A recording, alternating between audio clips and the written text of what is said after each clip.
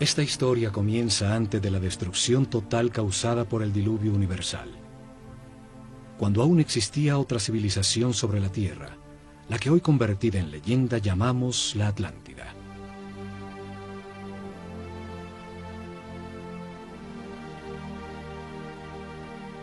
Tenían una sabiduría producto de la evolución de la conciencia del hombre durante miles de años, de las verdades comprendidas sobre el funcionamiento del universo y del proceso que llamamos vida. El estudio de las constelaciones les reveló que la humanidad era una unión viviente entre el cielo y la tierra, que las estrellas y los soles la afectaban, formando estaciones, ciclos y ritmos.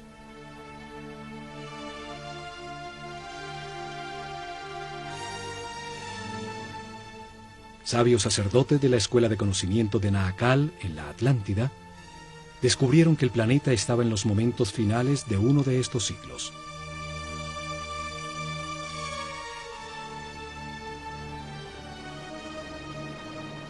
Advirtieron sin ser oídos que una catástrofe inminente destruiría las estructuras que organizaban la vida del hombre.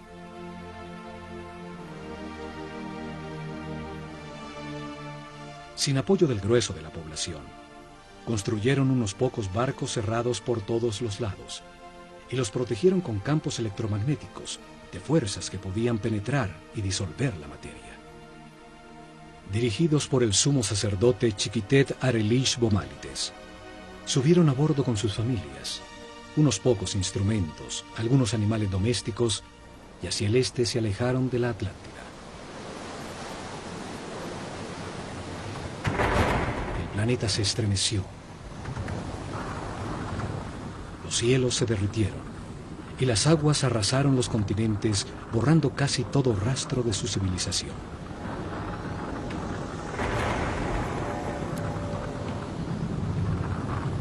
Como evidencia en dos lugares muy cerca a Egipto, se encontraron unas gigantescas losas de piedra, llamadas megalitos, que por su enorme tamaño, peso y difícil ensamblaje, demuestran una tecnología desaparecida, seguramente de la civilización atlante. La primera evidencia está en Baalbek, Líbano. Allí se encuentran las tres losas cortadas de piedra, más grandes y más pesadas del mundo. Son llamadas los trilitones. Cada gigantesca losa pesa 1.200 toneladas, mide 25 metros de largo, 8 metros de ancho y 5 metros de alto.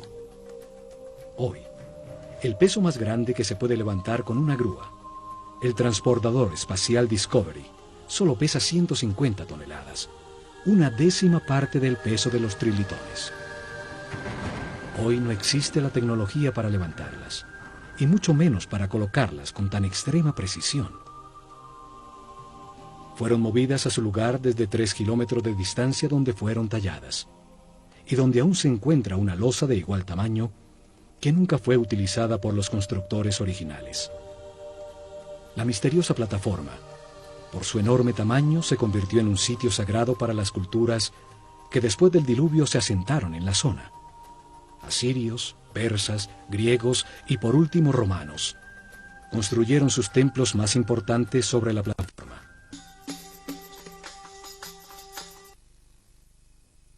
En Jerusalén, la ciudad sagrada para 3 religiones. Allí existen otros de estos megalitos, unas gigantescas losas de piedra, cada una con un peso mayor a 800 toneladas. Por su enorme e inexplicable tamaño, también se convirtieron en sitio sagrado alrededor de los cuales creció Jerusalén. Forman parte de la enorme plataforma que sostuvo al templo de los judíos y que hoy soporta la mezquita de El Aqsa y el Domo de la Roca. Las losas son parte de los cimientos del mismo Muro de los Lamentos. Hoy se llega hasta allí por un túnel que descubrió las enormes piedras. Los megalitos de Baalbek y Jerusalén formaban parte de construcciones desaparecidas por el cataclismo universal. Lograron permanecer en el sitio por ser tan masivas. Este cataclismo destruyó la civilización atlante. Sucedió alrededor del año 10.900 a.C., cuando el sistema solar atravesaba la constelación de Leo y quedó registrado en los libros sagrados de todas las culturas del mundo.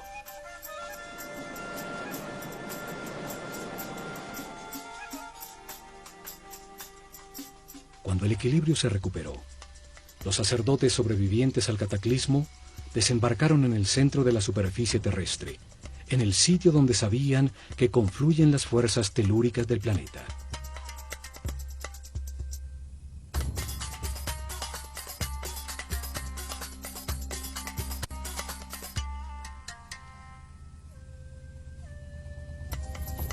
Esperaban utilizar estas fuerzas para impulsar el pensamiento del hombre, construyendo masivas formas piramidales que resonaban, concentraban y transformaban la vibración fundamental del planeta en energía.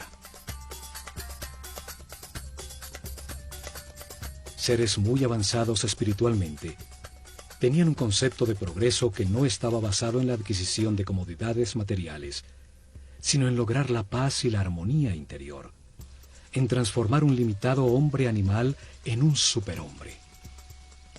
Estos sacerdotes, en un momento que llamaron el Septepi, el tiempo nuevo, vieron resurgir de las aguas un largo y estrecho oasis, una fértil tierra rodeada por un desierto protector bordeando un largo río. Lo llamaron Egipto, la tierra que emerge de las aguas, el país de un solo río, el Nilo, con las mejores condiciones para gestar una nueva civilización. Los sacerdotes vieron el cataclismo como una oportunidad para orientar la humanidad hacia un destino más alto y estructurar en este nuevo ciclo una sociedad dedicada al perfeccionamiento espiritual.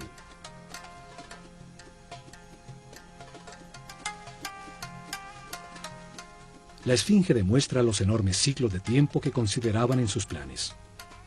Su forma de león, con cabeza de hombre, resalta el ciclo comprendido entre la era de Leo y la de Acuario, los tiempos de influencia de la nueva civilización.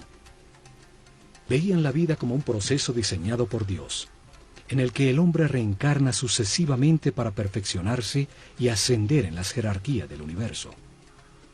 El espíritu del hombre que no comprende al Creador, ni la razón del universo o de su propia existencia, se encarna en un cuerpo para tener experiencias que le permitan adquirir sabiduría y comprensión.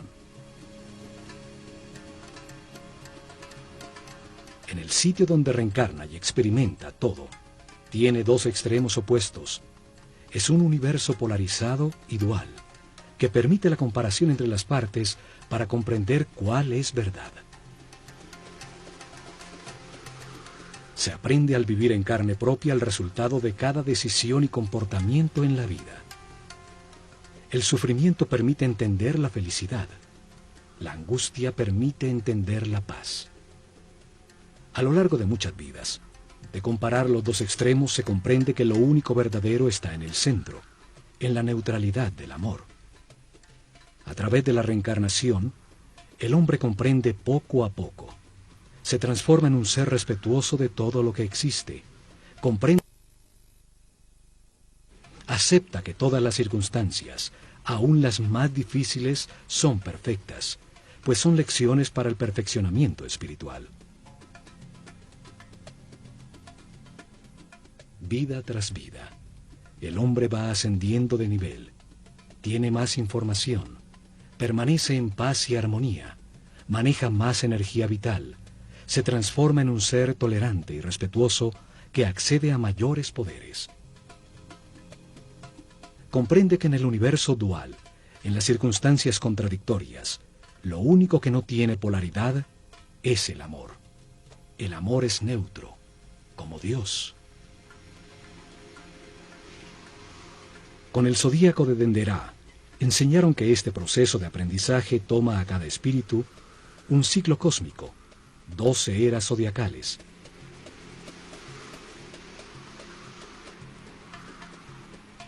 Un giro completo del sistema solar, recibiendo la radiación de cada una de las 12 constelaciones.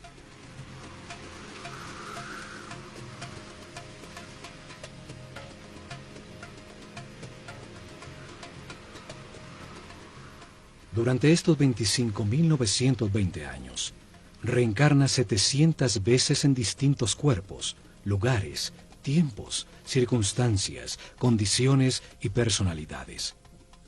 En cada vida aprende algo distinto. Cada vez nace influenciado de distinta manera por las fuerzas que irradian las estrellas. Así, todo ser vivo cumple un ciclo cósmico, en el que recibe la energía de las 12 constelaciones, la influencia de los cielos, que marcan ritmos y producen distintos estados.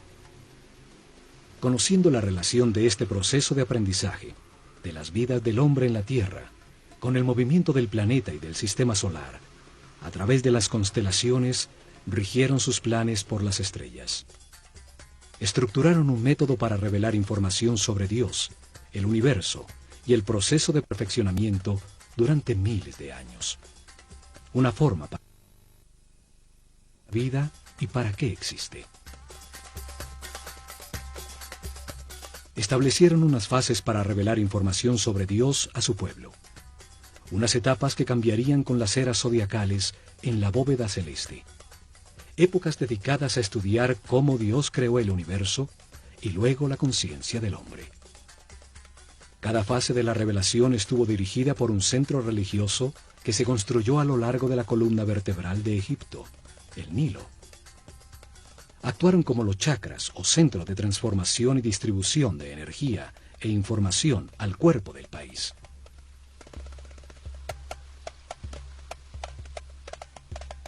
Desarrollaron en 4 épocas, 4 centros religiosos, cada uno dedicado a explicar y lograr comprensión en el pueblo sobre una fase del Génesis. Cada uno dedicado a un momento distinto del único Dios, con nombres y formas simbólicas distintas.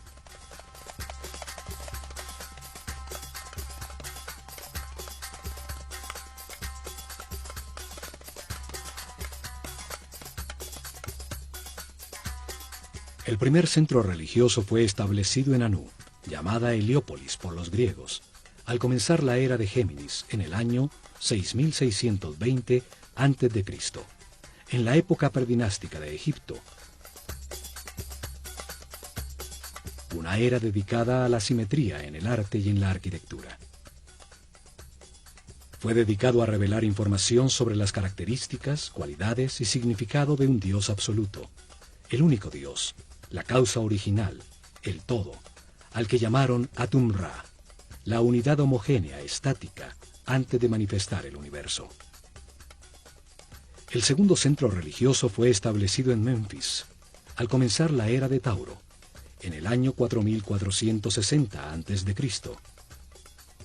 Fue dedicado a revelar información de otro momento de Dios, cuando manifiesta el universo, los planetas y los soles, cuando activa su voluntad, su energía divina y crea la materia. Llamaron Ptah a esta característica creadora de Dios. Durante esta época se nota la influencia de Mentú, el toro que representa la era de Tauro, en todo Egipto, aún en los nombres de los faraones. El tercer centro religioso fue creado en Hermópolis, dedicado a Tot. Así llamaron al único Dios, cuando multiplica la creación sobre la tierra, con la diversidad de la naturaleza. El centro religioso fue establecido en Tebas, con la llegada de la época de Aries, el Ram, en el año, las plantas y los animales. El cuarto centro 2300 a.C. Fue dedicado a revelar información sobre las características, cualidades y significado de Dios, cuando crea a su imagen del hombre. Lo llamaron Amón-Ra. En esa época se da el momento culminante de la civilización.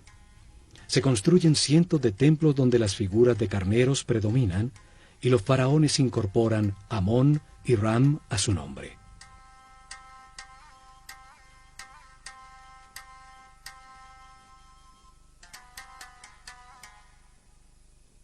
Los cambios de era o constelación zodiacal determinaron la duración de cada fase de la revelación.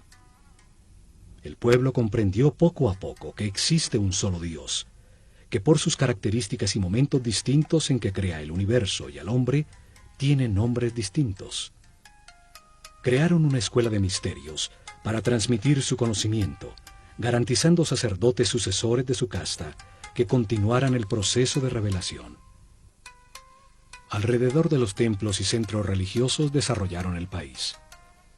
En su interior se dedicaron a transformar a los iniciados en seres respetuosos, capaces de guiar a su pueblo y manejar las fuerzas fundamentales de la naturaleza.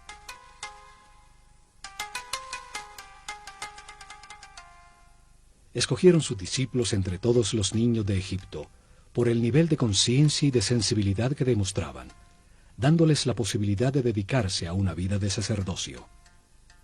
Les dieron información sobre el proceso de perfeccionamiento a través de la reencarnación, sobre Dios y el universo. Les enseñaron ciencias, arte, religión y filosofía.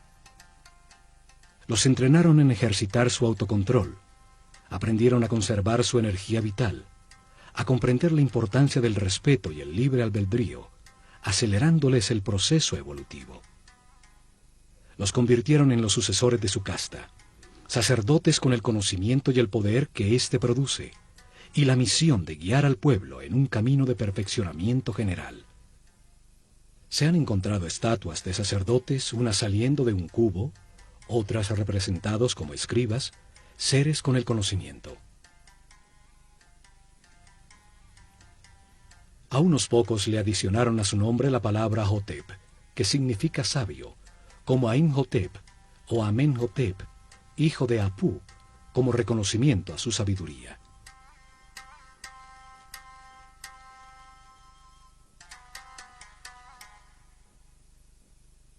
Es en los templos donde concentraron el conocimiento, el poder, la riqueza material y espiritual. Desde allí impulsaron la organización desde la nada de la civilización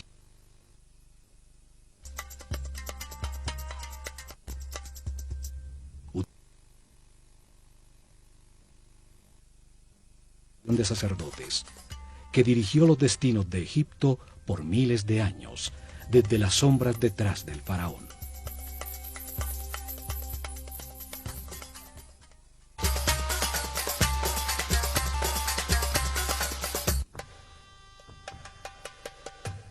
La Escuela de Misterios utilizó el ojo de Horus como su símbolo, una firma que aparece en los muros de todos los templos de Egipto. Un símbolo trae a la mente, evoca, lo comprendido de su forma, su acción principal, transmite una idea de manera muy simple, más allá de las palabras.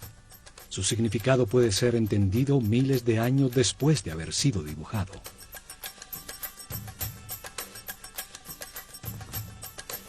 Los ojos son el sentido del sol, el origen de la vida.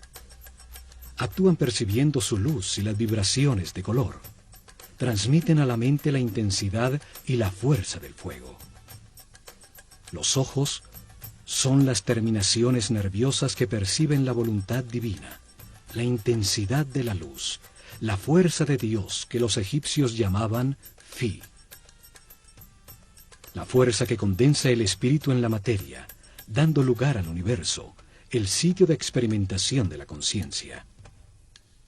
Son los únicos nervios que salen a la superficie del cuerpo y que podemos observar en su funcionamiento vital. Florecen dentro de esferas llenas de un líquido blanco cristalino.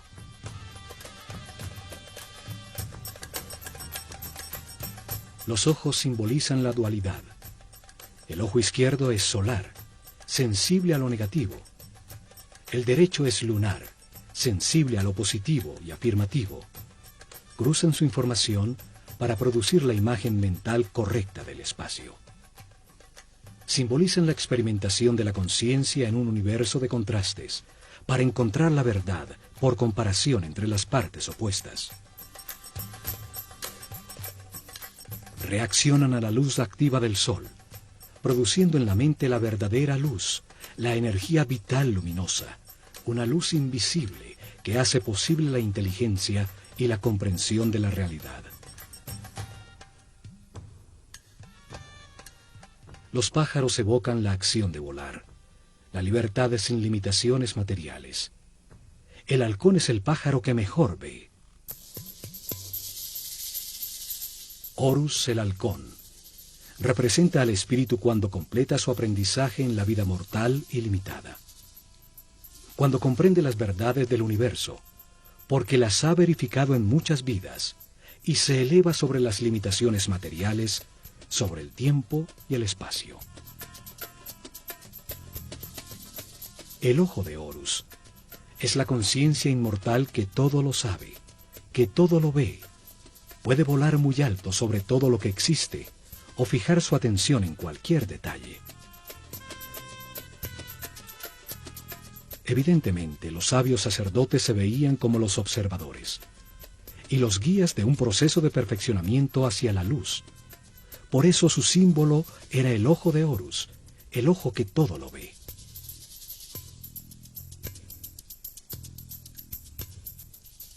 Desde los templos, los sacerdotes del ojo de Horus guiaron en paz y armonía el perfeccionamiento espiritual del pueblo,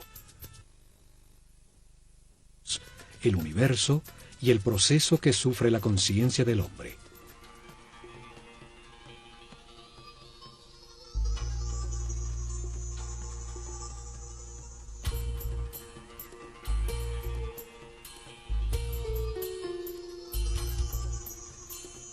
Protegido del exterior por altísimos muros, cada templo era un enorme complejo donde vivieron miles de personas, hombres y mujeres por igual, pues no había distinción de sexo.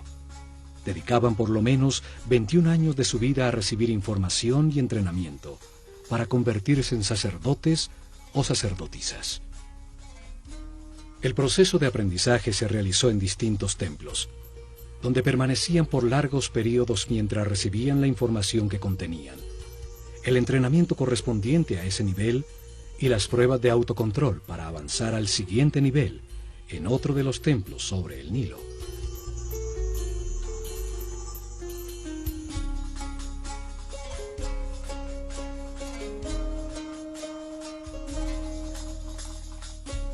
Cada templo fue una biblioteca viva con información especializada. Cada uno tenía una lección distinta sobre el universo o la razón de la existencia.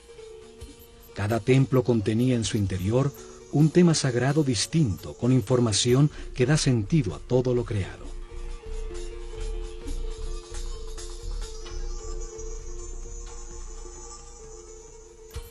El nivel básico se realizaba durante los primeros 7 años, cuando recibían información general sobre el universo y entrenamiento para manejar los centros energéticos más bajos del cuerpo.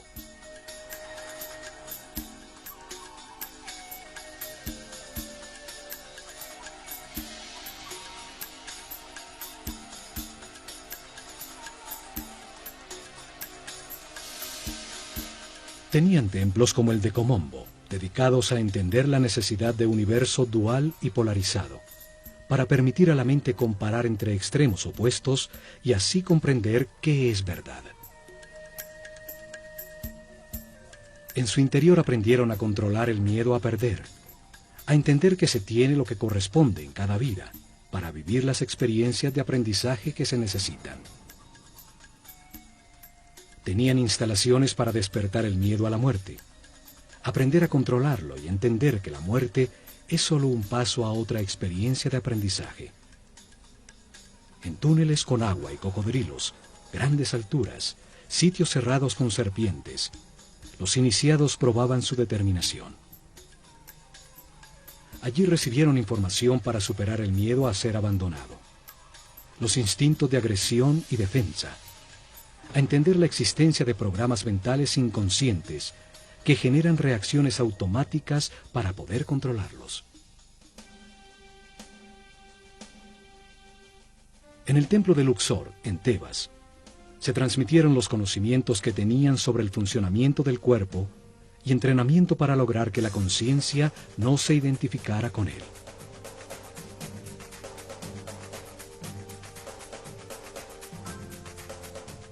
El templo entero era como un organismo humano.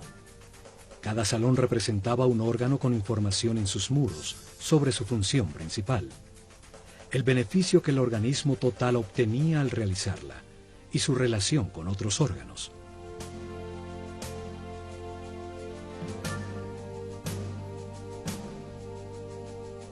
En su interior realizaron ejercicios de concentración y de movimiento, guiando su mente a cada órgano, hasta que hicieron consciente el cuerpo entero y lo manejaron a voluntad como un excelente instrumento.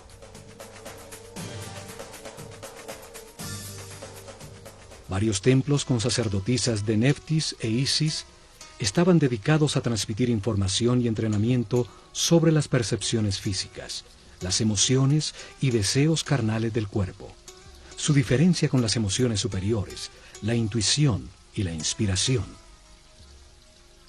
Aprendieron a transmutar las pasiones y las sensaciones del cuerpo con el poder del espíritu, a elevar su conciencia y su vibración vital, a solicitar y canalizar la energía e inspiración de espíritus en planos más evolucionados para despertar su creatividad.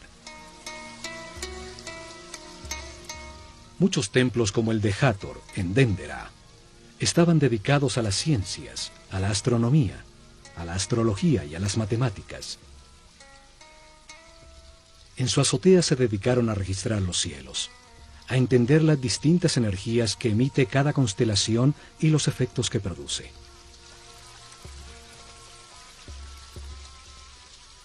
Sí.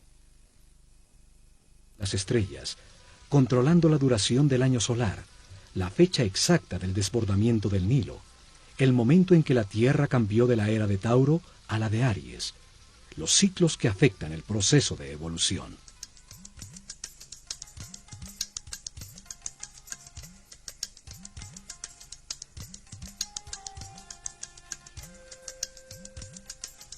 Luego de recibir información dirigida a la razón y entrenamiento para controlar sensaciones, emociones y pensamientos, dedicaban otros 7 años al lado derecho del cerebro, a la inteligencia del corazón, a encontrar la diferencia entre el pensar y el meditar.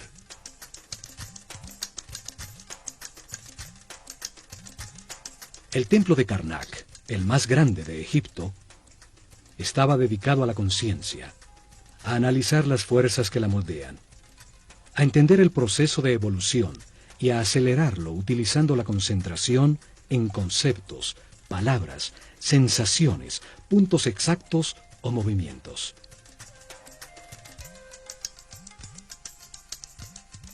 Aprendieron a concentrarse en sí mismos, a diferenciar entre el yo superior y el ego, a identificarse con un ser u objeto externo hasta sentir y transformarse en lo que se piensa.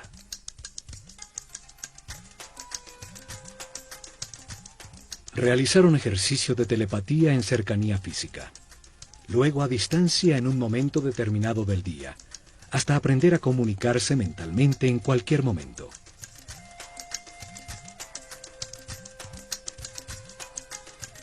Recibieron información sobre el tiempo y entrenamiento para vivirlo como un eterno presente.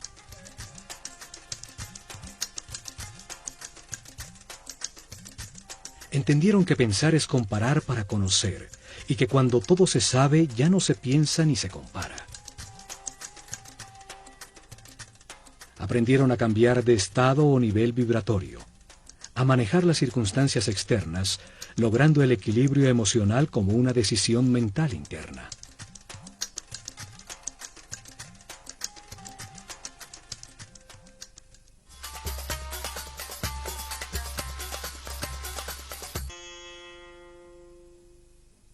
Cada templo contenía 3 niveles de información.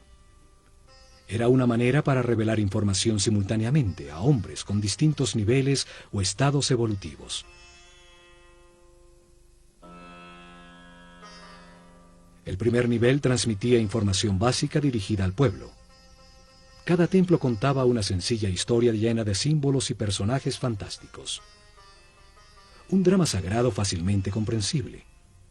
Las ideas eran expresadas como mitos en forma de historia.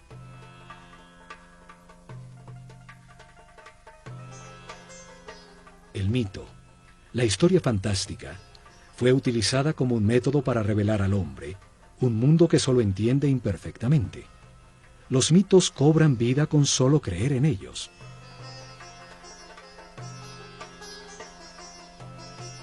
Inventaron personajes con características simbólicas, con formas que traen a la mente su función y actividad principal, que participaban en sencillas historias, parábolas que cuentan verdades sobre la naturaleza humana, sin lo árido o lo abstracto de la filosofía o la metafísica. El pueblo recibió información sobre cada tema sagrado al escuchar la historia central de cada templo, al conocer las debilidades y fortalezas de cada personaje, las circunstancias que atraviesa y la manera como se resuelven.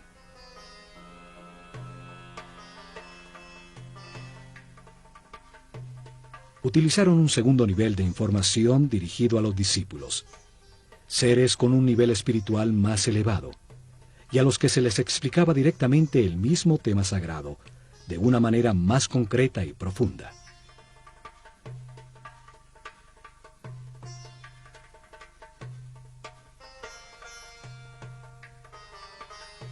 Para ello utilizaron las escenas descriptivas del mito, talladas en los muros del templo.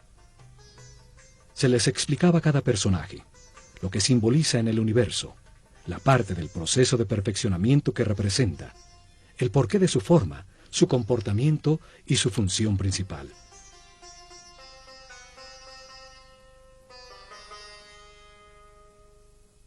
La sabiduría de los sacerdotes de El Ojo de Horus es evidente en la historia que cuenta cada templo, en las formas que utilizaron como símbolos.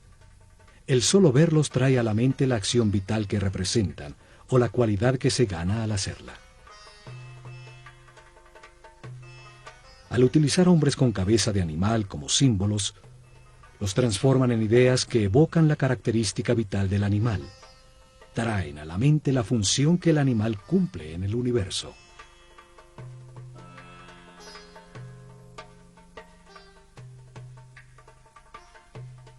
Un hombre con cabeza de chacal adquiere sus características, su instinto de orientación en el desierto. Siguiendo sus huellas, siempre se llega a tierra cultivada. Es entonces un excelente guía. Cada símbolo evoca una comprensión.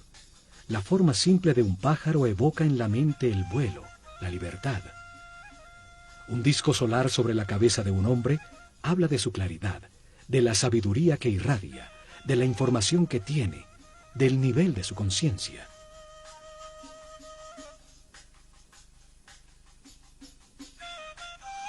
Estudiaron detenidamente los animales e insectos. Así recolectaron un profundo conocimiento sobre su vida, sobre su actividad principal, sobre sus características vitales, los hábitos que desarrollaba para lograrlo, su dieta alimenticia, la duración de su gestación, sus hábitos sexuales, el sentido principal de su existencia.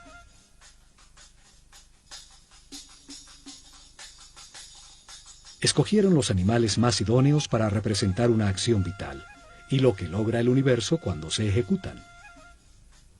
El proceso del gusano que se arrastra y teje para luego transformarse en mariposa.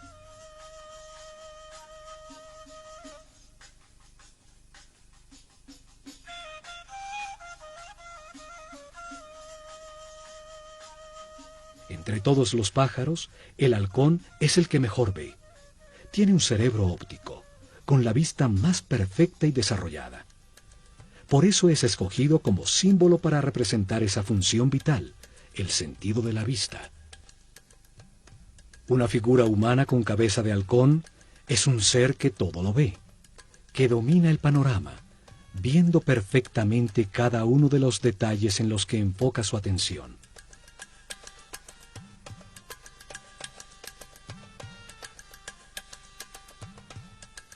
Estas figuras llamadas dioses o néteres por los egiptólogos que creen que Egipto era politeísta y que adoraba a los animales, solo representan una acción vital, un comportamiento que transforma y perfecciona. Cada acción importante de la vida tiene un símbolo que la representa. Comunica la transformación que ocurre en la esencia del individuo que la ejecuta, lo que se obtiene. Un par de brazos indican adoración. Unas piernas, la acción de caminar. Una boca, la acción de hablar.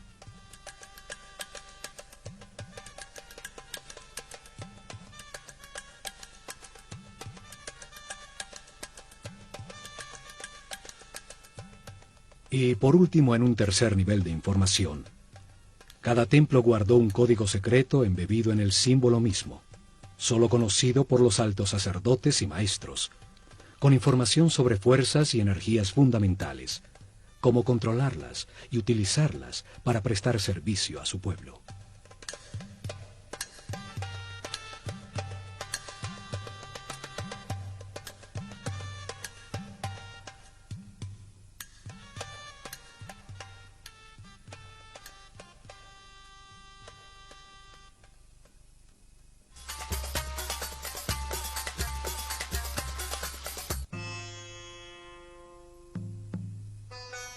En templos como el de Horus en Edfu, el sumo sacerdote dirigió a los discípulos más evolucionados a desplazar su conciencia en el tiempo, abriendo el inconsciente para revivir y comprender las vidas pasadas en su proceso de reencarnación. El sumo sacerdote siempre fue un ser muy avanzado en el camino espiritual.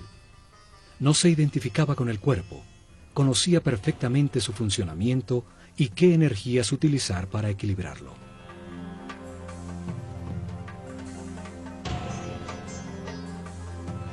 Controlaba desde su centro nervioso en la corona el más alto nivel de energía vital. Permanecía en un eterno presente irradiando amor, guiando y sirviendo con su divino poder.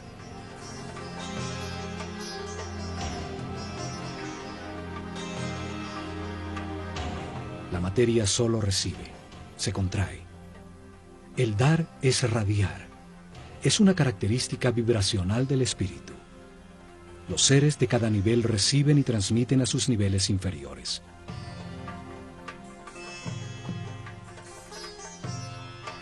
En sus salones entendieron que la realidad está compuesta de 7 niveles de energía vibracional, 7 corrientes energéticas con 7 distintos niveles de poder o fuerza.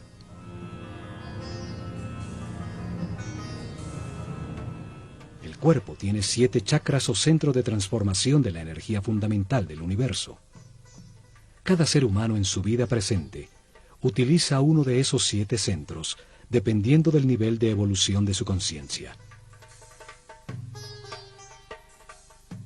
A mayor comprensión del universo, más respeto, más alto el chakra o centro nervioso que utiliza para transformar la energía.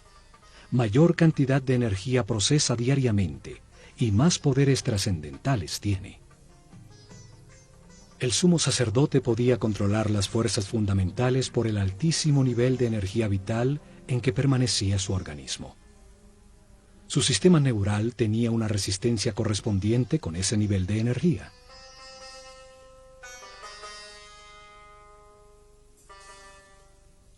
Así, en todos los templos de Egipto, los iniciados recibieron información y entrenamiento. Aumentaron paulatinamente su nivel de energía vital y de manera correspondiente el nivel de resistencia de los nervios de su cuerpo.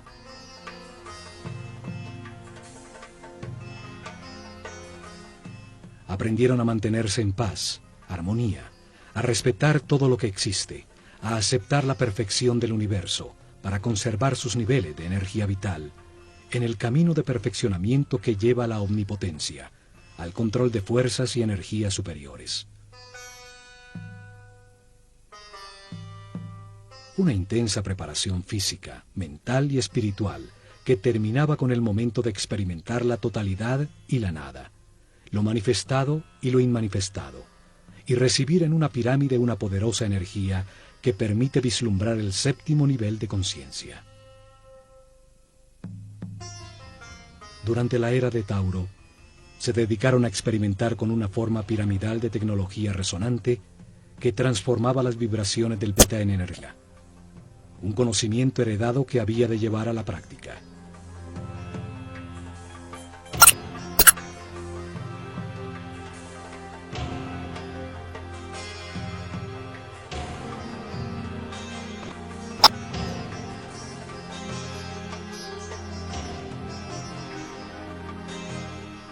Colocaron masivas formas piramidales que pesaban millones de toneladas en puntos neurálgicos sobre la malla electromagnética del planeta. La masa piramidal, que contenía millones de partículas de cuarzo, vibraba con la Tierra, produciendo energía por la fricción de sus moléculas, en un fenómeno que hoy llamamos piezoeléctrico. Construyeron muchas pirámides, hasta llegar al modelo que funcionaba perfectamente en la pirámide de Keops. En sus corredores, galerías y cámaras, transformaron esa energía en sonido, haciendo vibrar en niveles cada vez más altos el iniciado física, mental y espiritualmente preparado. Esta fuerza otras dimensiones, logrando estados especiales de conciencia. Con esta ayuda externa, los iniciados vislumbraban el séptimo nivel de conciencia. Regresaban recordando el éxtasis obtenido, las verdades verificadas, para transmitirlas a sus compañeros con sus palabras y acciones. En sus meditaciones posteriores obtendrían nuevamente ese estado de unidad sin movimiento, hasta que se consolide esta situación definitivamente y se encuentren de manera permanente en estado de Dios hombre, siempre radiando energía positiva de amor.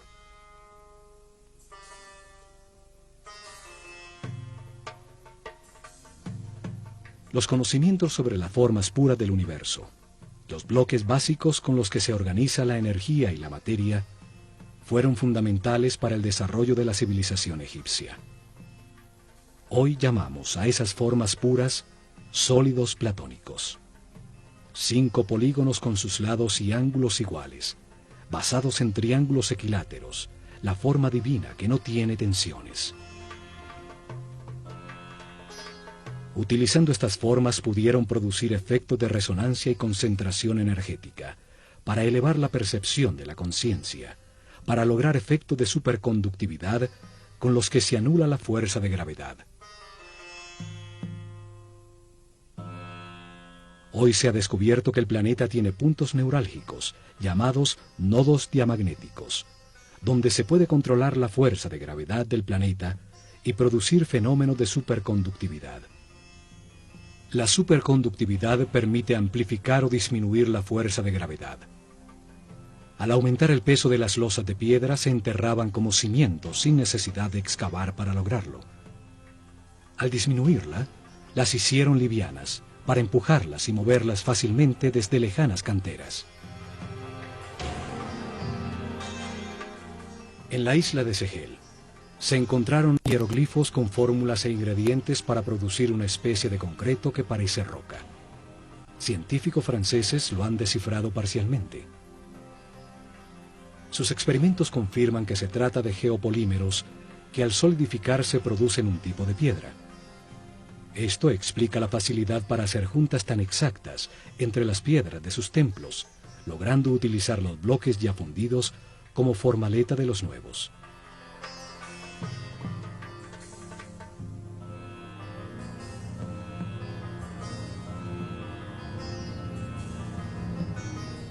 Pero lo más importante fue su visión de que la vida es un proceso diseñado por Dios para ampliar la conciencia del hombre. Que el espíritu del hombre se encarna repetidamente en un cuerpo para comprender la armonía por los resultados de sus decisiones.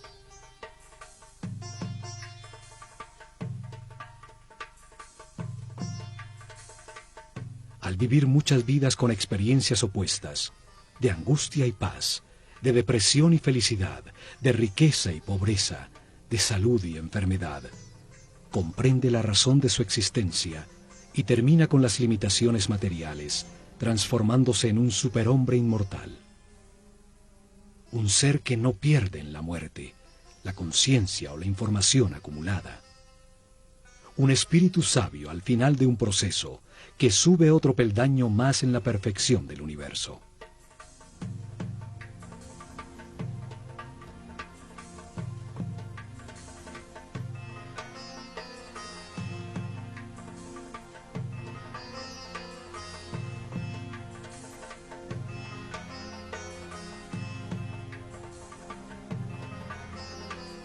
El hombre reencarna muchas veces.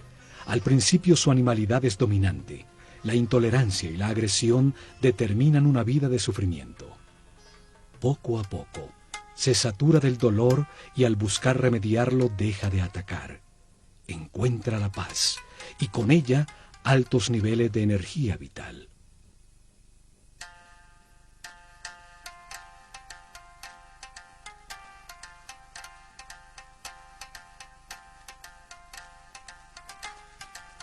Con la información del proceso de perfeccionamiento y de las leyes que lo regulan, los egipcios mejoraron su vida. Aceptaron los momentos difíciles como parte de su camino de aprendizaje, logrando permanecer en paz y armonía.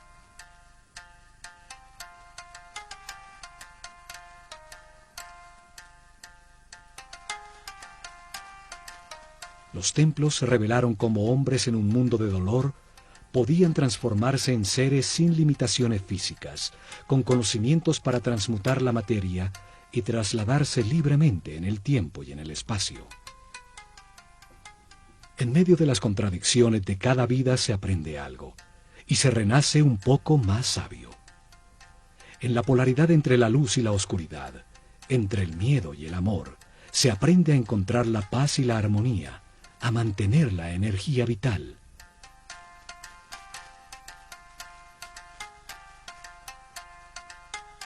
Al experimentar en carne propia los tormentos y la angustia que producen la ira, el odio, el rencor o la venganza, se comprende el valor de la armonía.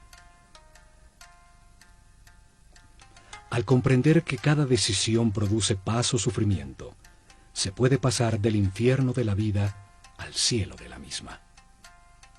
El pueblo entendió que todas las acciones de la vida diaria, pescar, sembrar, cosechar, son una manera de acercarse a Dios, de ser más perfectos cada día. Lograron una comunidad en paz y una felicidad tal, que cuando el historiador griego Heródoto visitó Egipto en el año 500 a.C., no pudo menos que afirmar: de todas las naciones de la tierra, los sanos y religiosos.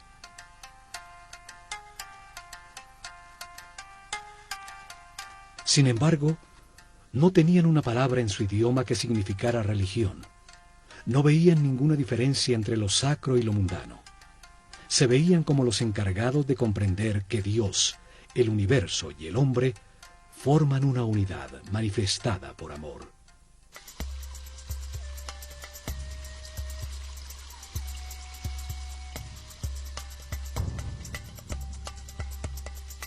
En estos programas del Ojo de Horus, veremos el mensaje que los egipcios transmitieron en sus templos, que todos los hombres avanzan por un camino de perfeccionamiento que toma muchas vidas.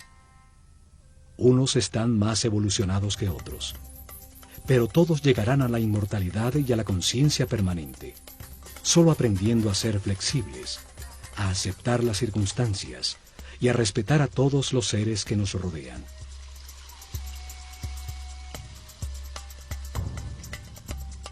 El camino puede ser de sufrimiento o de paz y armonía. Depende que se valore lo que se tiene y se agradezca la oportunidad de estar vivos para tomar conciencia que fuimos creados por amor.